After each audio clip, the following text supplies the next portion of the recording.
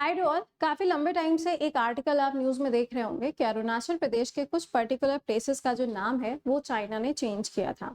इसके ऊपर मैंने आपको एक बर्निंग इशू भी पढ़ाया था। लेकिन अब इसके बाद में क्या हुआ है, इंडिया की तरफ से एक स्टेटमेंट जारी हुआ था जयशंकर जी के द्वारा। लेकिन अब उसके बाद में हमारे जो डिफेंस मिनिस्टर हैं उनके द्वारा कुछ कहा गया है। तो यहाँ पे आप हेडलाइन देख पा रहे होंगे, renaming places will harm India and China relations. Rajnath Singh ji के द्वारा ये बात कही गई है। तो आइए इस पूरे आर्टिकल को समझते हैं कि इस आर्टिकल के अंदर क्या क्या बातें बताई गई हैं और क्या इंडिया चाइना के किसी भी प्लेस का नाम चेंज कर सकता है कि नहीं। चलिए इनको जान लेते हैं, लेकिन उससे पहले सेशन को एक बारी से शेयर करिएगा अपने फ्रेंड्स के साथ में भी। देखते हैं। देखिए, सबसे पहली चीज तो यहाँ पर ये है कि अभी कुछ दिन पहले की बात है, चाइना ने अरुणाचल प्रदेश के टोटल 30 ऐसी जगह थी जिनके नामों को चेंज किया था।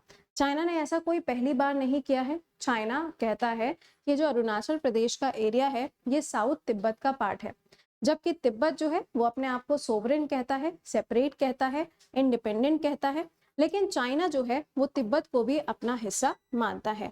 तिब्बत को अपना हिस्सा मानने के साथ ही साथ में जो तिब्बत वाला एरिया है वहां पे चाइना वन नेशन पॉलिसी का भी इस्तेमाल करता है। यानी कि वहां पे अगर कोई भी काम होगा, कोई भी ट्रेड होगा, कोई भी बिजनेस होगा, किसी भी कंट्री के साथ में कोई भी डील होगी, तो वहां पे चाइना की परमिशन लेना इंपॉर्टेंट हो जाता है। ठीक है, चाइना की बात कर रहे हैं, बारिश आंधी तूफान आ चुका है।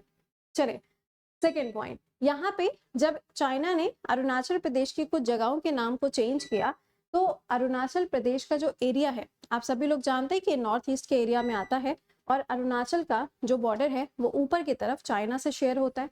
और चाइना और अरुणाचल के बीच का जो बॉर्डर है उसे हम मैकमोहन लाइन के नाम से जानते हैं। बट चाइना इस मैकमोहन लाइन को कंसिडर नहीं करता है, बट इंडिया इस लाइन को कंसिडर करता है, जिसको 1914 में ड्रॉ किया जाता है। अब हुआ क्या, इसी चीज को लेके काफी सारे पॉइंट्स निकल निकल के आ रहे हैं, लेकिन ये सारी की सारी चीजें इररिलेवेंट हैं। क्यों इररिलेवेंट है? अगर कोई जगह किसी पर्टिकुलर कंट्री की है तो बाहर का कोई कंट्री उसका नाम कैसे चेंज कर सकता है, ये एक सबसे बड़ा सवाल है। इस चीज के ऊपर जय शंकर जी ने अभी अपना एक स्टेटमेंट भी दिया था। उन्होंने कहा था कि अगर मेरा घर है तो मेरे घर का नाम मैं ही चेंज करूंगा, कोई दूसरा मेरे घर का नाम चेंज नहीं कर सकता। राइट? तो क्या चाइना सभी देशों के साथ में ऐसा करता है, सिर्फ इंडिया के साथ में कर रहा है? तो चाइना जो है ना वो अपनी प्रेजेंस को बढ़ाने के लिए या फिर अपनी मोनोपोली को दिखाने के चक्कर में वो थोड़ा ज्यादा ओवर एक्साइटेड हो जाते हैं। और इन्होंने जापान के बहुत सारे आइलैंड्स हैं जिनको बोलते हैं हमारे हमारे हमारे। साउथ चाइना सी का तो जो पूरा का पूरा वाटर एरिया है, ये कहते हैं, चाइना कहता है हमारा है। वहां पे तो इन्होंने 9 डैश लाइन को भी ड्रॉ किया हुआ है, कहते हैं कि पूरा का पूरा एरिया हमारा है। तो ये चाइना किसी एक देश के साथ में नहीं कर रहा है, ये सबके साथ में करते हैं। इवन ताइवान, ताइवान को भी चाइना बोलता है कि वो भी हमारे ही पार्ट है ना। जबकि वो कहता है कि हम तो भाई इंडिपेंडेंट है, हमारे यहाँ पे तो राष्ट्रपति चुनाव भी होते हैं। बट चाइना कहता है कि वो हिस्सा हमारा है। हांगकांग ले लीजिए, हांगकांग को भी चाइना अपना मानता है, भाई उनका है, आई एग्री। बट फिर भी वहां पे बोला गया था, ब्रिटिशर्स जब वहां पे रूल करते थे तो उन्होंने कहा था कि जो हांगकांग का एरिया है वहां पे उनकी खुद की गवर्नमेंट चलेगी और वो सोवरेन रहेंगे और इंडिपेंडेंट रहेंगे। बट चाइना ऐसा नहीं मानता।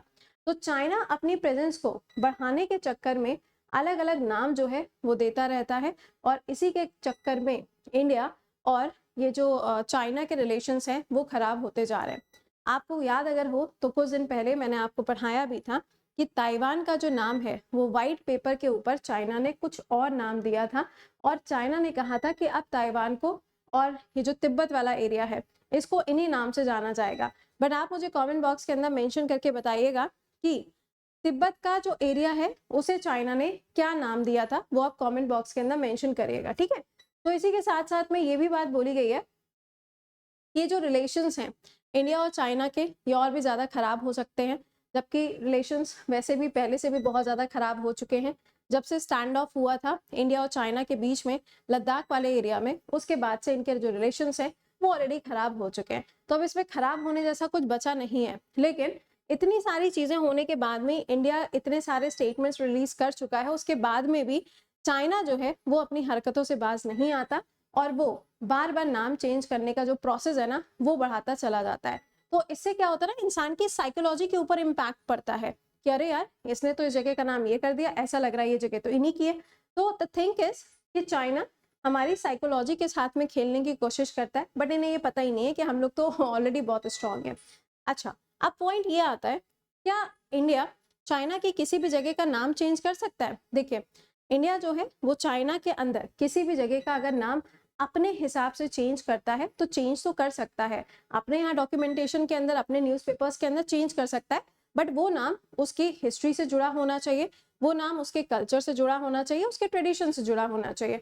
बट इंडिया ने ऐसा कभी किया नहीं है कि किसी पर्टिकुलर जगह को किसी और नाम से बुलाया हो, क्योंकि कोई भी कंट्री अगर किसी और एरिया में है तो उनके अपने खुद के स्टेट होंगे। और इंडिया ने तो पंचशील ट्रीटी को भी साइन किया हुआ है, जिसके अंदर बोला जाता है, नेपाल के साथ में साइंड है, म्यांमार के साथ में साइंड है, इसमें बोला जाता है कि 2 कंट्रीज हैं या 3 कंट्रीज हैं या 10 कंट्रीज हैं, कुछ भी हो, बट इंडिया जिस भी कंट्री के साथ में रिलेशन में है, उस कंट्री के जो रूल्स हैं, जो रेगुलेशन है, उनकी जो सोवरेनिटी है, उनकी जो डिपेंडेंस है, उसको किसी भी तरीके से इफेक्ट नहीं करेगा। इसी को हम पंचशील ट्रीटी के नाम से भी जानते हैं। ऑलराइट, तो ये पूरा आर्टिकल था जो मैंने आपके साथ में डिस्कस किया। बट यहाँ पे ये ध्यान रखिएगा कि कौन से एरिया के नाम जो है ये बार बार चेंज कर रहे हैं, उसका बॉर्डर किसके साथ में शेयर होता है, कहाँ पे इसकी लोकेशन है, ये आपको मालूम होना चाहिए। तो ये मैंने आपके लिए इकोनॉमिक टाइम्स का जो आर्टिकल है ये डिस्कस किया है। आई होप कि आपको ये चीज समझ में आ गई होगी। तो मिलते हैं फिर आपसे हम अगले सेशन में। Till then bye bye and take care to all. और सेशन को थोड़ा लाइक और शेयर वेयर भी कर दिया करिए। Bye bye and take care to all.